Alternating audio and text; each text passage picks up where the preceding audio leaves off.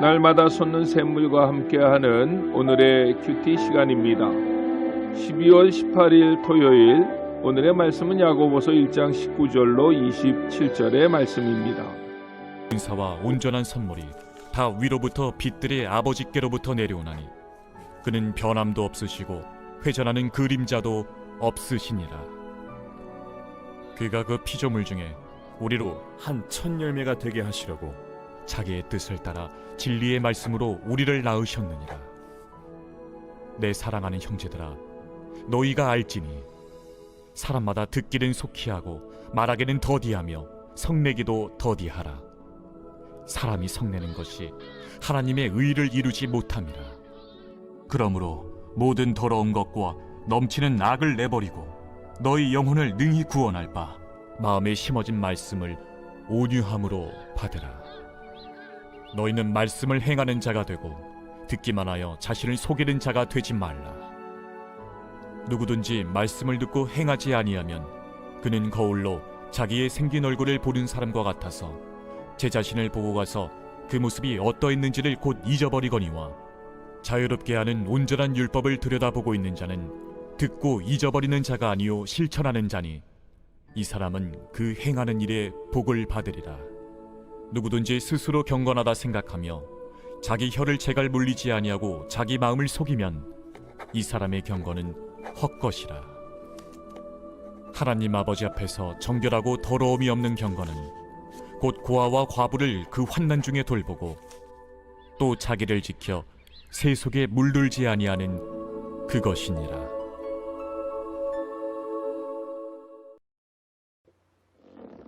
새로운 아침입니다. 여호와 샬롬, 하나님은 평강의 왕이 되시는 분이십니다. 우리는 지난 목요일부터 야고보서를 가지고 하나님의 말씀을 새벽마다 듣습니다. 야고보서 1장의 구조를 잠시 살펴보면 1장 1절에서는 야고보가 자신을 간략하게 소개하고 편지를 받는 대상이 누구인지를 말씀합니다. 그런 다음 야고보서 1장 2절로 11절에서는 야고보서의 세 가지 중요한 주제를 한 가지씩 언급해 나갑니다. 1장 2절로 4절까지는 시험에 대해서, 5절로 8절까지는 지혜에 대해서, 9절로 11절까지는 가난과 부에 대한 진술입니다.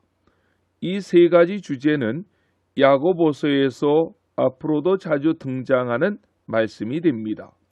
그리고 12절부터 27절 마지막 절까지는 다시 이 세 가지 주제들을 새로운 관점에서 재진술하고 있습니다. 12절로 18절까지는 시험에 대한 재진술을 하고 있음을 보게 되고, 오늘 본문에서는 1장 5절로 8절에서 언급했던 지혜에 대해 재진술을 하고 있는 것을 보게 됩니다. 이러한 논리적 구조를 가지고 야고보서 1장을 묵상하면 매우 유익하게 야고보서를 묵상할 수 있습니다. 야고보서 1장 5절로 8절에서 사도 야고보는 누구든지 지혜가 부족하면 의심하지 말고 그 지혜를 하나님께 구하라고 말씀합니다. 그러면 하나님께서는 그 지혜를 주신다는 것입니다. 이때 야고보 사도께서 강조하는 것은 지혜를 구할 때 의심하지 말고 구하라는 것입니다. 그리고 오늘 본문에서는 사도 야고보께서는 그 지혜를 다른 각도에서 재해석하고 설명합니다. 오늘 본문에서 사도 야고보는 지혜란 무엇인가를 선포하는데, 지혜는 하나님의 말씀을 듣고 행하는 것이라고 말씀합니다. 이 말씀은 사도 야고보가 처음 했던 말씀이 아닙니다. 예수님의 교훈에서 그는 배운 것입니다. 예수님께서 마태복음 7장 24절에서 산상설교를 마치며 이렇게 위대한 그 산상설교를 마무리하십니다. 그러므로 누구든지 나의 이 말을 듣고 행하는 자는 그 집을 반석 위에 지은 지혜로운 사람 같으니 라고 말입니다. 하나님의 말씀을 듣고 행하는 것, 그것이 지혜라고 주님께서도 말씀하셨습니다. 19절을 보십시오. 내 사랑하는 형제들아 너희가 알지니 사람마다 듣기는 속히 하고 말하기는 더디하며 성내기도 더디하라고 말씀하셨습니다. 19절을 시작하는 말이 내 사랑하는 형제들아 라는 표현인데 야고보서의 다른 곳에서 보면 대개 형제들아 혹은 내 형제들아 라고 수신자들을 부릅니다. 그런데 여기에서는 내 사랑하는 형제들아 라고 했습니다. 이렇게 부른 이유는 긴박감과 절박감이 이 교훈에 담겨 있기 때문에 그렇습니다. 사도 야고보는 긴박감과 절박함을 가지고 수신자들을 부른 후에 너희는 알지니라고 말씀했습니다. 무엇을 알라는 것입니까? 앞에 18절의 해답을 찾을 수 있어야 되는데 그것은 하나님은 빛들을 창조하신 아버지시다라는 것입니다. 그 창조주 되시는 아버지는 선하신 분이시기에 우리에게 온갖 좋고 온전한 선물을 주시는데 그 중에서 가장 탁월한 선물은 바로 구원이다, 중생이다라고 앞절에서 말씀하고 있습니다. 야고보는 본문에서 새로운 주제로 넘어가면서 먼저 이것을 알라고 말씀하는 것입니다.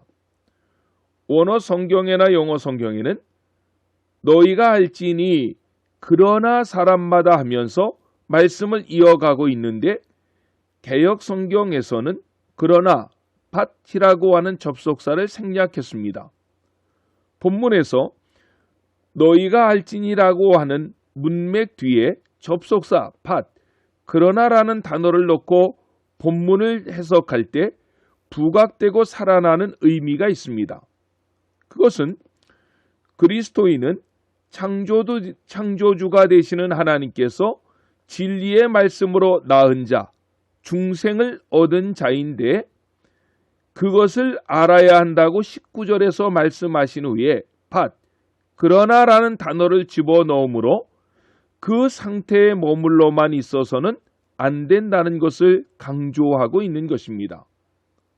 새로운 출생은 반드시 새로운 성숙으로 이어져야 한다는 것입니다.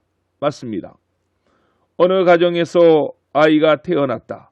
얼마나 복되고 기쁜 일입니까? 영적으로 태어난 영혼이 성숙을 위해서 애쓰는 것, 그것이 지혜라는 것입니다. 태어난 아이가 성장해야 됩니다. 아이가 성장하려면 어떻게 해야 성장할 수 있을까요? 엄마의 모유를 먹어야 됩니다. 영혼의 성숙도 마찬가지입니다. 영적으로 태어난 사람이 그 영혼의 성숙을 가져오기 위해서는 반드시 영의 양식이 필요한데 그것이 무엇일까요? 하나님의 말씀입니다.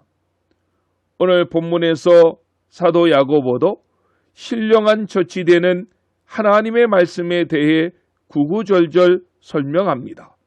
21절, 22절, 23절, 25절에서 9절의 말씀 가운데 4번이나 하나님의 말씀에 관한 내용이 나옵니다. 짧은 문단 안에 같은 단어가 반복되어 나오는 것은 중요하다라고 하는 의미를 우리에게 부여하기 위함입니다. 우리 신앙인의 성장과 성숙은 오직 하나님의 말씀으로 가능합니다. 그 말씀을 통해서만 지혜를 얻을 수 있기 때문입니다. 그렇다면 말씀 앞에서 우리는 어떻게 살아야 합니까? 오늘 본문에서 사도 야고보는 2가지로 우리에게 권면합니다. 첫째는 하나님의 말씀을 들어야 합니다.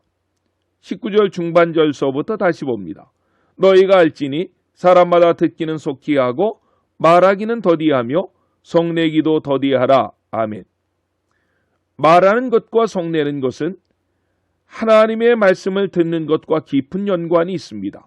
특히 분노했을 때에 말하는 것은 억제되지 않는 그 언어는 하나님의 의를 이루지 못한다고 20절에서 말씀하고 있습니다. 그렇다면 하나님의 말씀을 어떤 자세로 들어야 될까요? 21절에서는 하나님의 말씀을 온유함으로 받으라고 했습니다.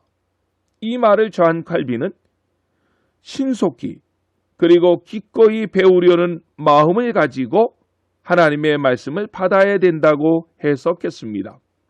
두 번째로 말씀을 행하는 사람이 되어야 합니다. 22절 말씀입니다.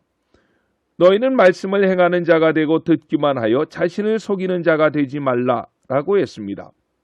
참된 믿음은 참된 행동을 낳습니다.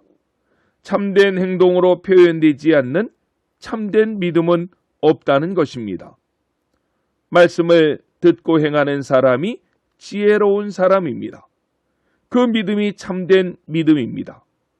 그렇다면 말씀을 듣고 행하는 사람, 참된 믿음을 가진 사람의 모습 속에서 가장 먼저 두드러지게 나타나는 특징이 무엇일까요? 26절에서는 언어의 변화라고 설명했고 27절에서는 주변에 가난하고 어려운 이웃을 돌보는 삶으로 야고보는 설명합니다. 하나님의 말씀을 듣는 지혜로운 사람, 그 말씀을 하나하나 내 삶의 현장에서 실천해가는 참된 믿음의 사람들이 되십시오.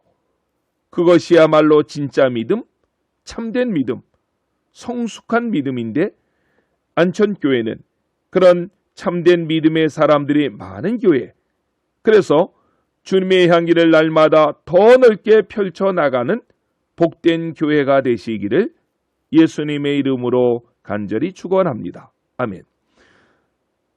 주님 가르쳐 주신 기도로 예배를 마치고 오늘 주신 말씀을 붙잡고 하나님 앞에 간절히 기도하겠습니다.